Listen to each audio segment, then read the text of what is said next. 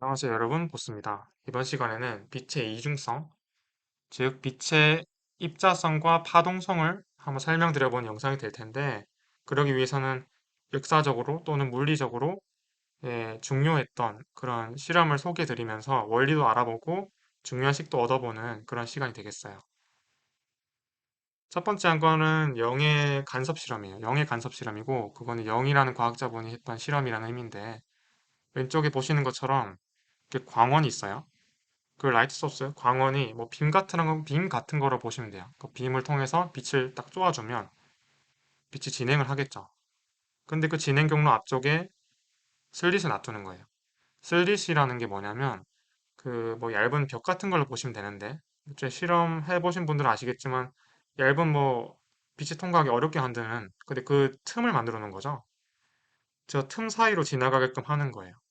그러니까 빛이 진행하다가 저 슬릿을 만다면 슬릿 사이의 틈만을 지나가야 돼요. 근데 지나가다 보니까 저렇게 회절이 된다는 거죠. 네, 만약에 빛이 파동의 성질을 가지고 있지 않다면 이건 어렵겠죠. 어려운 게 아니라 아예 일어나지 않을 거예요. 회절이라는 건 파동의 성질이기 때문에. 그뿐만 아니라 슬릿을 또 놔뒀어요. 이번에 이중으로 슬릿을 틈을 두 개로 만들어서 이중으로 슬릿을 놔뒀는데, 그랬더니 또 이 틈들에 대해서 회절이 일어나더라. 각각의 회절에 의한 것들이 겹치는 부분이 분명히 있죠. 그래서 그림으로 봐도 뭐 이렇게 겹치는 부분이 있는데, 그 상세와 보강이 일어나서 간섭 무늬가 이렇게 스크린에 그려질 수 있을 것이다 라는 겁니다. 스크린을 이렇게 설치했다면. 근데 무늬를 보니까 뭐 이렇게 밝은 부분이 있고 어두운 부분이 있고 밝은 부분 어두운 부분 이렇게 반복이 돼가지고 보강과 상세가 반복적으로 일어나는 이런 파동의 성질을 보이더라는 거예요. 실험적으로 결과가 그렇다는 겁니다. 그래서 그런 걸 봤을 때, 아, 이런 영의 실험이 빛의 파동성을 잘 설명하고 있구나, 증명하고 있구나 라는 걸 실험적으로 알 수 있는 겁니다. 참고로 저게 빛의 진로를, 그러니까 진행 방향을 왜 짝대기로 표현했느냐가 궁금하실 수도 있는데, 그건 지금 이렇게 뭐 예를 들면 그림 그려놨지만 이 반짝이는 것처럼 빛이 진행한다면 이건 옆에서 본 거예요. 우리가 지금 이 큰 그림 있죠? 이거는 위에서 보고 있는 거라 하면, 이 그림을 우리가 앉아서 이렇게 옆쪽으로 보고 있다면 그 옆쪽에 있는 그림이 사인파처럼 이렇게 파동이 그려지겠죠? 빛이 파동성을 가진다고 했으니까 실제로 파동으로 그려질 거고, 그런데 그러한 부분을 위에서 눈을 뜨고 쳐다본다면, 뭐 일어서서 쳐다본다고 하면 그 경우가 바로 저렇게 짝대기로 그려진다고 보시면 되겠어요. 혹시 그림이 헷갈리실까 봐 말씀을 드립니다. 자, 두 번째로 할 거는 컴포턴 효과는 하지 않을 거예요. 제가 왜 이걸 근데 하지 않을 거면서 언급드렸냐면, 광전 효과를 설명드리려고 하는데, 컴포턴 효과는 사실 광전 효과와 마찬가지로 빛의 입자성을 설명하는 실험이에요. 근데 광전 효과만큼 이렇게 지금 바로 양자역학에 직결된다고 보기엔 좀 어려울 것 같아요. 제가 볼 때는 어쨌든 우리가 모든 걸 할 수 없으니까, 뭐 기초를 모든 걸 하기는 우리가 갈 길이 지금 너무 많이 남았잖아요. 공부 같이 하고 싶은 부분이 많아요. 저도. 그래서 스터디를 더 진전 있게 하려면 컴퓨터 효과보다는 광전 효과만 일단 다뤄보는 걸로 할게요. 광전 효과가 뭐냐면 헤르츠라는 실험 물리학자 분이 실험하신 부분이고, 뒤에 아인슈타인이라는 위대한 게 이론 물리학자죠. 그분이 새롭게 잘 해석해 본 부분인데, 그런 실험의 결과가 되겠는데, 뭐냐면 헤르츠가 이런 실험을 했대요. 이게 광전 효과는 이 진공관을 이렇게 놔둔 겁니다. 진공관이라는 건 이 관이 이렇게 있죠. 이 관 사이 안에, 관 안에는 진공인 상태인 거예요. 진공만 있고 다른 매질이나 그런 물질이 없는 겁니다. 그런데 저기 금속판이 있죠. 뭐 금속판이라고 그려놓은 건데 이게 멀리 떨어져 있어요. 그런데 회로를 이렇게 연결한 겁니다. 회로를 연결하는 게 무슨 의미가 있겠느냐라고 예리한 질문을 주시는 분들도 계실 거예요. 왜냐하면 전류를 흐르게 할 수가 없잖아요. 이렇게 멀리 떨어져 있고 진공만 있는데, 전류가 흐른다는 건 전자의 이동이고, 전자를 어떻게 이동시킬 것이냐. 멀리 떨어져 있고 진공만 있는데 하실 수 있지만, 이게 바로 광전 효과의 포인트고요. 자, 여기서 빛을 쏘아주는 거예요. 라이트 빛을 쏘아주면 전자가 튀어나온다는 게 광전 효과의 기본 개념입니다.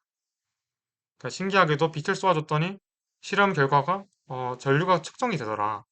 뭐 V나 A 이렇게 바로 전압계 전류계 같은 그런 전압 전압과 전류를 측정하는 그런 시스템이라고 보시면 되는데, 개라고 보시면 되는데, 그게 전압계 전류계를 보니까 전류계에서 전류가 측정되더라. 빛을 쏘아주니까 빛만 쏘아주는데도 전류가 측정된다는 건 전자가 튀어나온다는 얘기다. 그래서 이 전자를 광전자라고 불러요. 빛을 쏘아줘서 빛을 쏘아줘가지고 전자가 튀어나와서 전류가 측정됐으니까 뭐 광전류 또는 이제 광전자라고 부릅니다. 여기서 주목해야 될 부분은 이 전압이 이렇게 전자가 튀어나오는 금속판 쪽에는 마이너스 극을 띄게끔 설치해 놓은 거죠. 배터리 극을 보시면 왼쪽이 마이너스, 오른쪽이 플러스의 의미잖아요. 그런데 저 오른쪽에 있는 금속판처럼 생긴 거는 이 전류를 측정하는 곳이라고 해봅시다. 그럼 금속판이 왼쪽에서 오른쪽에 있는 전류를 측정할 수 있는 전자의 흐름을 측정할 수 있는 그런 판이라고 해봤을 때 사실은 이 전압을 걸어주지 않더라도 빛만 쏘아줬는데도 이렇게 전류가 측정이 될 거예요. 그렇죠. 왜냐하면 빛을 쏘아줘서 전자가 튀어나오니까 전류가 전류계에서 측정이 될 텐데 전압을 걸어준다면 더 잘 흐르겠죠. 실제로. 그리고 실제로는 실험 결과가 어떻게 나오냐면 전자가 모두 흐를 수 있는 그러니까 어떤 전류 값으로 일정하게 되는 구간이 있더라는 거예요. 제가 그래프는 그리지 않았지만 이 전압이 올려주면 올려줄수록 더 잘 흐르다가 원래도 흘러요. 0볼트일 때도 흐르지만 더 잘 흐르다가 일정 전압값을 넘기면 전류가 꾸준히 일정하겠죠. 왜냐하면 그게 좀 더 이해해 보자면 빛을 쏘아주고 쏘아주는 빛 때문에 전자가 튀어나오는데 그 전자들이 다 튀어나온 전자들이 모두 저렇게 전류계에 측정이 된다는 거죠. 전압을 걸어주지 않았을 때는 전자가 저기까지 못 가는 경우도 있겠지만 전압을 걸어주다 보니 이렇게 잘 흐르더라라는 것도 알 수 있는 거죠. 뭐 사실 쿨롱임 때문에 전기력 때문에 그렇게 되는 거죠. 그러니까 여기서 우리가 좀 더 중요하게 봐야 될 거, 좀 더 집중해서 봐야 될 부분은 이렇게 순방향이라고 해야 될까요? 그러니까 전자가 있는 부분에 있는 금속판에 음을 걸어주는 게 아니라 이렇게 보시다시피 반대로 걸어주는 거예요. 여기 반짝이 있는 부분 아래에 반대로 걸어주고 있죠. 그러니까 전자가 있는 금속판 쪽에는 플러스를 걸어주고 반대로 전류를 측정해야 되는 그 전자가 저기 도달해야 되는 곳에는 마이너스를 걸어준다면 전자가 튀어나오더라도 광전 효과, 즉 빛을 쏘아줘서 전자가 튀어나오더라도 가다가 전기력 때문에 돌아온다는 거예요. 왜냐면 우리 출발한 곳에서 이미 플러스가 있기 때문에 그잖아요. 생각해보면 이게 어떤 의미냐면 이 전압에 중요하다는 거죠. 전자가 가다가 돌아오는 역할을 한다는 건데 그럼 전류가 아예 안 흐르진 않겠죠. 이런 전압을 걸어준다고 한들 튀어나오는 거니까 전자가 탁 도달할 수도 있는 거고 전류가 미세하게 수정이 될 텐데 전류가 아예 안 흐르게 하는 전압값이 있을 거란 말이에요. 그게 바로 사실은 저지 전압값이라는 겁니다. 스타핑 포텐셜이라는 의미로 VS라고 표현하곤 하는데 그게 저지 전압이라고 부르는 게 전자가 이동하다가 사실 저지돼 가지고 다시 돌아오게끔 그러니까 전류가 저기 측정이 안 되게 전류가 흐르지 않게끔 하는 거예요. 실제 실험적으로도 요즘 해볼 수 있는 장치가 있는데 이거는 뭐 학교에서 제공하는 그런 장치겠죠. 어쨌든 중요한 거는 저지 전압이 그런 의미더라. 전류를 흐르지 않게끔 하는 그 특정한 그 전압 값을 저지 전압이라고 하는데 그 개념을 살펴보면 광전자의 운동 에너지 최대값을 저지 전압으로 표현할 수가 있어요. 이게 무슨 말이냐? 광전자의 운동 에너지 최대값. 사실 광전자라는 게 광전 효과에서 빛을 쏘아줬더니 금속판에서 전자가 튀어나온 거고 그 전자들인데 운동 에너지 최대값이랑 왜 이 저지 전압 값에 1을 곱한 게 같느냐? 사실 제가 맥스라는 아래 3자를 써드리지 않았지만 이 키네틱 에너지의 맥스라는 의미로 KE 맥스라고 한다면 그게 운동 에너지 최대값이죠. 근데 실제로 그게 전자의 전하량 2라고 했을 때 스타픽 포텐셜이라는 그 저지 전압값에 1을 곱한 값이랑 똑같다는 거예요. 왜냐하면 역학적 에너지 보존 때문이죠.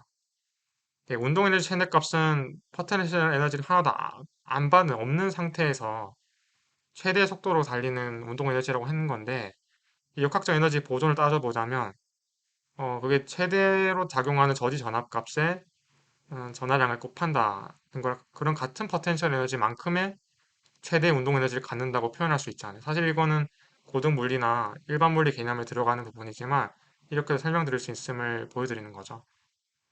이게 질문하실 수도 있어요. 왜 역학적 에너지 보존이 성립하나요?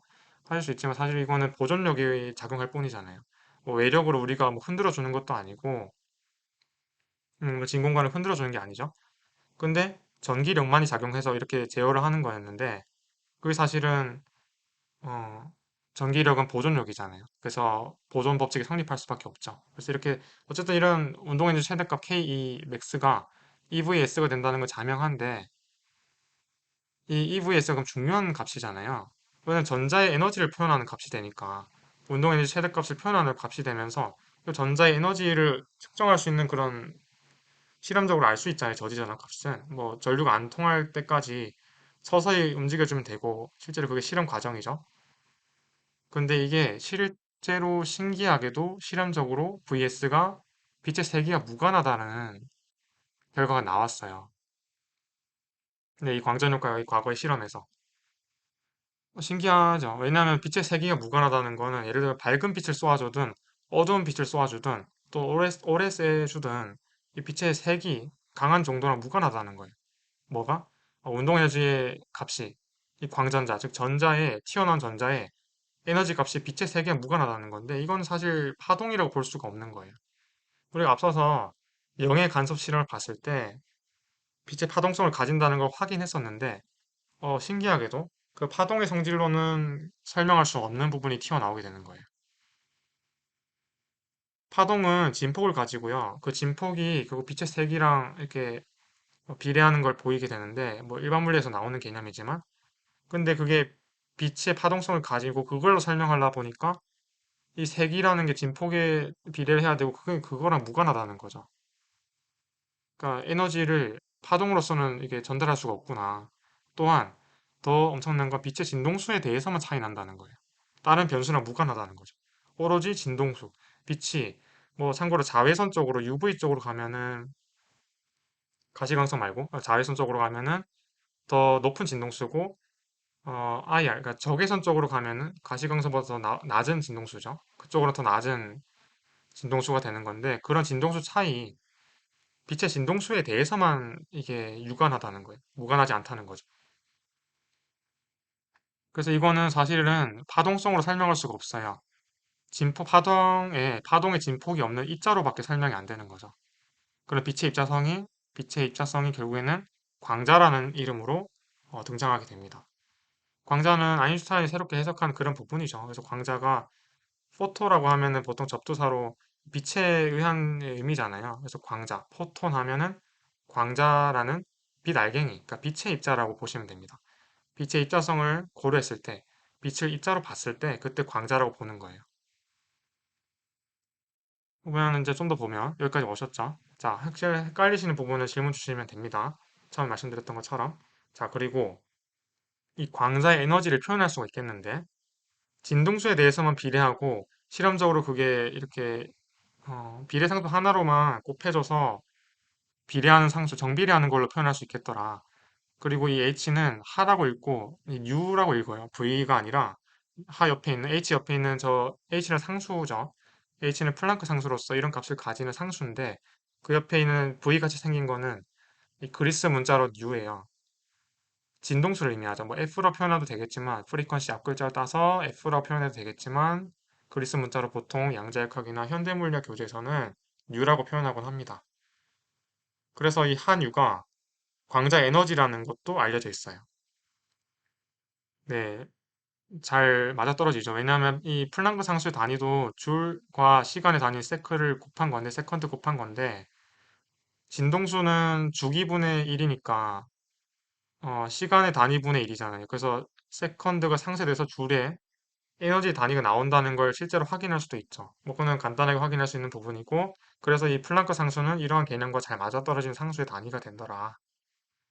그래서 우리가 어쨌든 빛의 입자성을 통해서 광자라는 개념을 알았어요.